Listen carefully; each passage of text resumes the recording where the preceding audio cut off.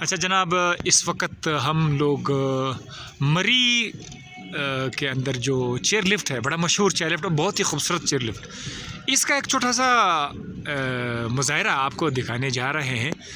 और जो लोग यहाँ आए हुए हैं, ज़ाहिर है उनको तो पता होगा कि यहाँ पर वो लोग आ चुके हैं, वो ऑलरेडी ये इंजॉय भी कर चुके हैं।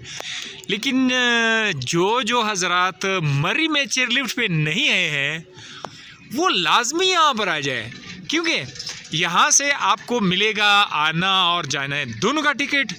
आने पे और जाने पे दोनों पे आपके टोटल लगते हैं 700 रुपीज़, और बहुत आप इंजॉय करेंगे।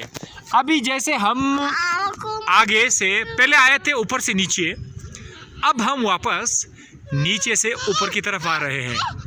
ये जो चलिए आप देख रहे हैं, साइड वाइज आप देख रहे हैं, नीचे देख रहे हैं, एक छोटा सा रोड भी है देखिए। और गुड लक, ये गाड़ी भी अभी यहाँ से गुज़र जाएगी।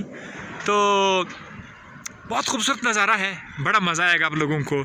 ये जो मरी का जो चेयर लिफ्ट है, यहाँ पर भी मैं आप सबको इनवाइट ज़रूर करना चाहूँगा, और आप लोग आ जाएंगे, एंजॉय ज़रूर करेगा, खुश रहिएगा।